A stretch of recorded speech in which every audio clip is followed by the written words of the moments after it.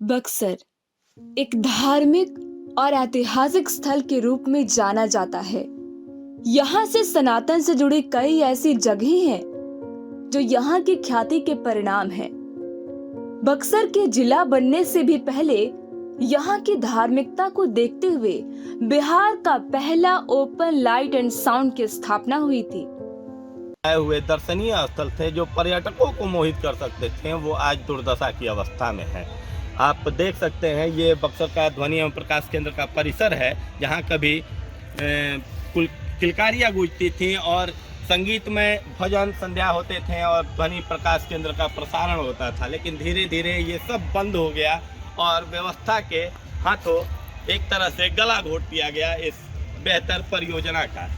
आइए पहले लोगों से बात करते हैं। देखिए, मुझे अपने मंत्री और विधायक और एमपी से तो कोई उम्मीद नहीं है कि उसमें किसी तरह का परिवर्तन लोग कर सकते हैं, लेकिन मैं चाहूँगा कि कुछ धार्मिक अनुष्ठान जैसे कथा वाचन हुआ, इस तरह का क्रियाकलाप वहाँ पे व्यवस्था बना करके अगर किया जाए तो हमारी संस्कृति को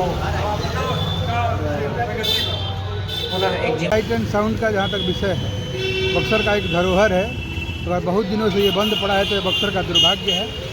और इस बार तो हमें लगता है कि युवाओं ने ठान लिया है कि लाइट एंड साउंड का पुनरुद्धार होना चाहिए। तो निश्चित होगा, हम लोग जितना प्रयास कर सकते हैं उतना प्रयास करेंगे। इसको पुनर्जीवित करना ही एक मतलब सबसे पहली प्राथमिकता होनी चाहिए। जो अतिक्रमण है उसके आसपास, उसको पहले प्रशासन उस पर कार्रवाई करे। वो बक्सर के लिए अभूतपूर्व वो चीज़ थी, तो इसको हम संजो के भी नहीं। वहाँ पे तो कोई लाइट एंड साउंड है ही नहीं है। ऐसा क्या है वहाँ पे? ओ, आप उसके बारे में कह रहे हैं जिसके बारे में बहुत पहले कुछ चर्चा हुआ करती थी, अब तो कुछ है नहीं।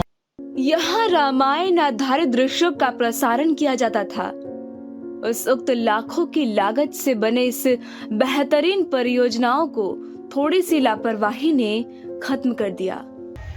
भगवान श्री राम बनकर बक्सर आए और बक्सर से मर्यादा पुरुषोत्तम हो गए। बक्सर में उनकी कई स्मृतियां हैं और कई प्रतीक चिन्ह हैं जिन्हें धार्मिक रूप से आज प्रतिष्ठा प्राप्त है और लोग वहां आते हैं। लेकिन इस युग में भी उनके लिए सरकार ने कई काम किए। बक्सर में भी वैसे काम हुए। अनंत प्रसाद शर्मा जब यहाँ के सांसद हुआ करते थे, उस समय उन्होंने बक्सर को रामायण सर्किट से जोड़ने की कोशिश की थी। वो केंद्र सरकार में स्वतंत्र राज्य मंत्री थे पर्यटन विभाग के, जिन्होंने बक्सर को इंगित करते हुए रामायण से जोड़ने की बात कही थी और सर्किट के रूप में इसे भी विकसित करने की बात की थी। उनकी सरकार गई, उसके बाद सरकारें काम करती रही। बिंदेश्वरी दुबे की जब बिहार में सरकार आई तो बक्सर को एक बहुत बड़ा सौगात मिला। और जो आप अभी देख रहे हैं, जहां हम खड़े हैं, यह ध्वनि एवं प्रकाश केंद्र है। बिहार का पहला ध्वनि एवं प्रकाश केंद्र बक्सर में बनकर तैयार हुआ, जिसमें रामायण के चौपाइयाँ और रामायण के दृश्यों को दर्शाया जाता था और उसके आधार पर यहाँ ध्वनि एवं प्रकाश केंद्र का प्रसारण किया जाता था, जिसके लिए काफ़ी संख्या में लोग आते थे और काफ़ी लोग जुट। वहाँ लाइट एंड साउंड पर वाल्मीकि रामायण में सीता हरण की बात कही जाती है। आज इसलिए वो लाइट एंड साउंड प्रासंगिक है क्योंकि आज देश में राम का अपहरण हुआ है और उस राम कथा को दिखाने और जागृत करने की आज समाज में सबसे ज़्यादा आवश्यकता है। इसलिए सबसे पहली बात तो यही रहेगी एक आम नागरिक के तौर पे कि लाइट एंड साउंड में राम कथा को फिर से जागृत किया जाए। मैं चाहता हूँ वही कि जो हम लोगों के पूर्वजों के द्वारा कहा गया था कि राम के जिन चित्रों को दिखाया जाता था, वो लाइट एंड साउंड जो रामायण को चर्चित करता था, जो आज के युवा पीढ़ी एक कार्टून के सहारे या अलग अलग व्याख्याओं के सहारे जिन चीज़ों को जानते थे, वो धरोहर बक्सर में लाइट एंड साउंड के द्वारा उस धर्म की प्रचार, वो लाइट और साउंड के द्वारा लोगों को बताया जाता था। वो करोड़ों की संपत्ति जहाँ 1000 लोग एक साथ बैठ सकते हैं, वो सीट ऑलरेडी बना हुआ है। उसे साफ सफाई करके उसे और बेहतर बनाने की ज़रूरत है।